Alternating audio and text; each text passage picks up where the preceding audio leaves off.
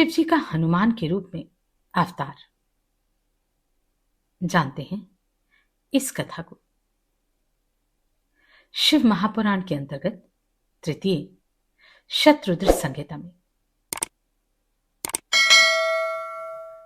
नंदीश्वर बोले, हे मुने, अब इसके पश्चात शिवजी ने जिस प्रकार हनुमान जी के रूप में अवतार लेकर मनोहर लीलाएं की, उस हनुमत चरित्र को प्रेम पूर्वक सुनिए। उन परमेश्वर ने प्रेम पूर्वक हनुमत रूप से श्री राम का परम हित किया। हे विप्र, सर्वसुखकारी उस संपूर्ण चरित्र का श्रवण कीजिए। एक बार अत्यंत अद्भुत लीला करने वाले तथा सर्वगुण संपन्न उन भगवान शिव ने विष्णु के मोहिनी रूप को देखा। उस मोहिनी रूप को देखते ही कामबाण से आहत की भांति शंभु ने अपने को विक्षुब्ध कर दिया और उन ईश्वर ने श्री राम के कार्य के लिए अपने तेज का उत्सर्ग कर दिया। शिवजी के मन की प्रेरणा से प्रेरित हुए सप्त ऋषियों ने उनके तेज को राम कार्य के लिए आदरपूर्वक पत्ते पर स्थापित कर दिया। तत्पश्चात उन महर्षियों ने शंभु के उस तेज को श्री राम के कार्य के लिए गौतम की कन्या अंजनी में कान के माध्यम से स्थापित कर दिया।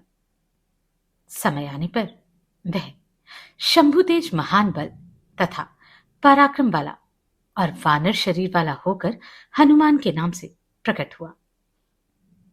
वे महाबलवान कपीश्वर हनुमान जब शिशु ही थे, उसी समय प्रातःकाल उदय होते हुए सूर्यबिंब को छोटा फल जानकर निगल गए थे।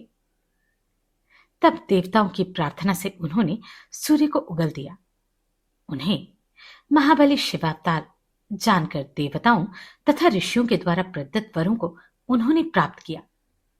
तत्पश्चात अत्यंत प्रसन्न हनुमान जी अपनी माता के निकट गए और आदरपूर्वक उनसे वह वृतांत कह सुनाया। इसके बाद माता की आज्ञा से नित्य प्रति सूर्य के पास जाकर धैर्यशाली हनुमान जी ने बिना यत्न के ही उनसे सारी विद्याएं पढ़ ली। उसके बाद माता की आज्ञा प्राप्त कर रुद्र के अंशभूत कपिश्रेष्ठ हनुमान जी सूर्य की आज्ञा से प्रेरित हो सूर्य के अंश से उत्पन्न हुए सुग्रीव के पास गए। वे सुग्रीव अपने ज्येष्ठ भ्राता बाली, जिसने उनकी स्त्री का बलात् हरण कर लिया था, तिरस्कृत हो ऋष्यमुख पर्वत पर हनुमान जी के साथ निवास करने लगे। तब वे सुग्रीव के मंत्री हो गए। शिवजी के अंश से उत्पन्न परम बुद्धिमान कपिश्रेष्ठ हनुमान जी ने सब प्रकार से सुग्रीव का हित किया। उन्होंने भाई लक्ष्मण के साथ आए हुए अपहृत पत्नी वाले दुखी राम के साथ उनकी सुखदायी मित्रता करवाई। रामचंद्र जी ने भाई की स्त्री के साथ रमन करने वाले महापापी एवं अपने को वीर मानने वाले कपिराज वाली का वध कर दिया। हे तात, तदनंतर वे महाबुद्धिमान वानरेश्वर हनुमान रामचंद्र की आज्ञा से बहुत से वानरों के साथ सीता की खोज में लग गए। सीता को लंका में विद्यमान जानकर वे कपीश्वर दूसरों के द्वारा ना लांघे जा सकने वाले उस समुद्र को बड़ी शीघ्रता से लांघकर वहां गए। वहां उन्होंने पराक्रम युक्त अद्भुत कार्य किया और जानकी को प्रीतिपूर्वक अपने प्रभु का उत्तम मुद्रिका रूप चिन्ह प्रदान किया। जानकी के प्राणों की रक्षा करने वाला रामवृत सुनाकर उन वीर वानर नायक ने शीघ्र ही उनके शोक को दूर कर दिया। उन्होंने रावण की अशोक वाटिका उजाड़कर बहुत से राक्षसों का वध कर दिया। फिर सीता से स्मरण चिन्ह लेकर रामचंद्र के पास लौटने लगे। उस समय महालीला करने वाले उन्होंने अत्यंत निर्भय होकर रावण के पुत्र तथा अनेक राक्षसों को मारकर वहां लंका में महान उपद्रव किया। हे मुनि, जब महाबलशाली रावण ने तैल से सने हुए वस्त्रों को उनकी पूंछ में दृढ़ता पूर्वक लपेटकर उसमें आग लगा दी, तब महादेव के अंश से उत्पन्न हनुमान जी ने इसी बहाने से कूद कूद कर समस्त लंका को जला दिया। तदनंतर वे कपि श्रेष्ठ वीर हनुमान केवल विभीषण के घर को छोड़कर सारी लंका को जला करके समुद्र में कूद पड़े। वहां अपनी पूंछ बुझाकर शिव के अंश से उत्पन्न वे समुद्र के दूसरे किनारे पर आए और प्रसन्न होकर श्री राम जी के पास गए। सुंदर वेग वाले कपिश्रेष्ठ हनुमान जी ने शीघ्रतापूर्वक श्री राम के निकट जाकर उन्हें सीता जी की चूड़ामणि प्रदान की। तत्पश्चात उनकी आज्ञा से वानरों के साथ उन बलवान तथा वीर हनुमान जी ने अनेक विशाल पर्वतों को लांघकर समुद्र पर पुल बनवाया। तब पार जाने की कामना वाले श्री रामचंद्र जी ने विजय प्राप्त करने की इच्छा से शिवलिंग को यथाविधि प्रतिष्ठित कर तदुपरांत उसका पूजन किया। तत्पश्चात उन्होंने पूज्यतम शिवजी से विजय का वरदान प्राप्त करके समुद्र पाकर वानरों के साथ लंका को घेर कर राक्षसों से युद्ध किया। उन वीर हनुमान ने राक्षसों का वध किया, श्री रामचंद्र जी की सेना की रक्षा की तथा शक्ति से घायल लक्ष्मण को संजीवनी बूटी के द्वारा पुनः जीवित कर दिया। इस प्रकार महादेव के पुत्र प्रभु उन हनुमान जी ने लक्ष्मण सहित श्री राम जी को सब प्रकार से सुखी बनाया और संपूर्ण सेना की रक्षा की। महान बल धारण करने वाले उन कपि ने बिना श्रम के परिवार सहित रावण का विनाश किया और देवताओं को सुखी बनाया। उन्होंने महिरावण नामक राक्षस को मारकर लक्ष्मण सहित राम की रक्षा करके उसके स्थान से उन्हें अपने स्थान पर ला दिया। इस प्रकार उन कपि पुंगव ने सब प्रकार से श्री राम का कार्य शीघ्र ही संपन्न किया, असुरों का वध किया एवं नाना प्रकार की लीलाएं की। सीताराम को सुख देने वाले वानरराज ने स्वयं श्रेष्ठ भक्त होकर भूलोक में राम भक्ति की स्थापना की। वे लक्ष्मण के प्राणों के रक्षक, सभी देवताओं का गर्व चूर करने वाले रुद्र के अवतार, भगवत स्वरूप और भक्तों का उद्धार करने वाले थे। वे हनुमान जी महावीर, सदा राम का कार्य सिद्ध करने वाले, लोक में रामदूत के रूप में विख्यात, दैत्यों का संहार करने वाले तथा भक्त वत्सल थे। हे तात, इस प्रकार मैंने हनुमान जी का श्रेष्ठ चरित्र कहा, जो धन, यश, आयु तथा संपूर्ण कामनाओं का फल देने वाला है।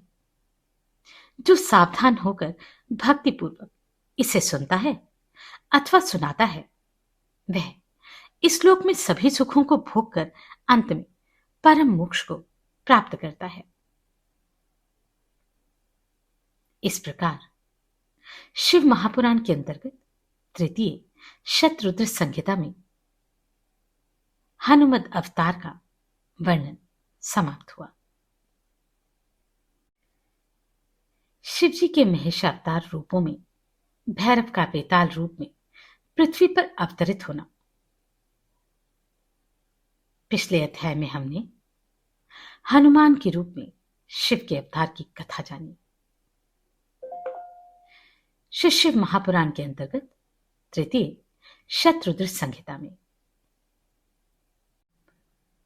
नंदीश्वर बोले, हे मुने, हे ब्रह्मपुत्र, अब शिवजी के एक और श्रेष्ठ अवतार को प्रीतिपूर्वक सुनिए, जो सुनने वालों की सभी कामनाओं को पूर्ण करने वाला है। हे मुनि शार्दुल, एक बार परमेश्वर शिव एवं गिरिजा अपनी इच्छा से विहार करने के लिए तत्पर हुए।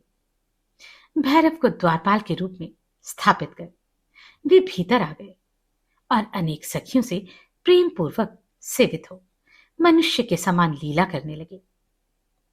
हे मुनि, इस प्रकार वहां बहुत काल तक विहार कर अनेक प्रकार की लीला करने वाले तथा स्वतंत्र वे दोनों ही परमेश्वर परम प्रसन्न हुए। तदनंतर परम स्वतंत्र वे शिवा लीलावशात उन्मत्त वेश में शिवजी की आज्ञा से द्वार पर आई। तब उन देवी को साधारण नारी की दृष्टि से देखकर उनके उस उन्मत्त रूप से भ्रमित हुए भैरव ने उन्हें बाहर जाने से रोका। हे मुने, जब भैरव ने देवी को एक सामान्य नारी की दृष्टि से देखा, तब वे देवी शिवा क्रोधित हो गई और उन अंबिका ने उन्हें शाप दे दिया। शिवा बोली, हे पुरुषाधम, हे भैरव, तुम मुझे सामान्य स्त्री की दृष्टि से देख रहे हो, इसलिए इस पृथ्वी पर मनुष्य रूप धारण करो। नंदीश्वर बोले, हे मुनि, इस प्रकार जब पार्वती ने भैरव को शाप दे दिया, तब महान हाहाकार मच गया। पार्वती की इस लीला से भैरव अत्यंत दुखी हुए।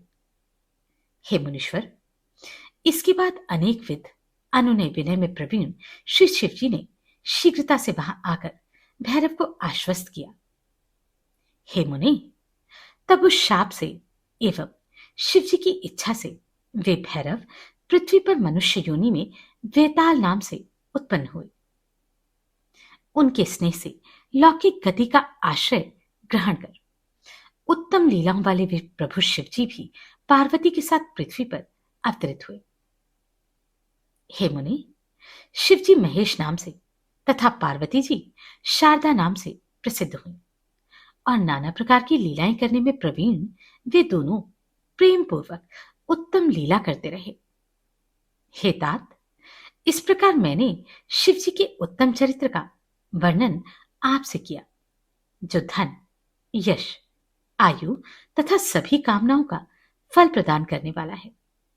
जो मनुष्य सावधान चित्त होकर भक्तिपूर्वक इसे सुनता है अथवा सुनाता है, वह इस लोक में संपूर्ण भोगों को भोग कर अंत में मुक्ति को प्राप्त कर लेता है। इस प्रकार श्री शिव महापुराण के अंतर्गत तृतीय शतरुद्र संहिता में महेशावतार वर्णन संपूर्ण हुआ। नमस्कार, मैं आभा शर्मा जावास। अगर आपको ये प्रश्न सराहनीय लगे तो आप कंट्रीब्यूट कर सकते हैं।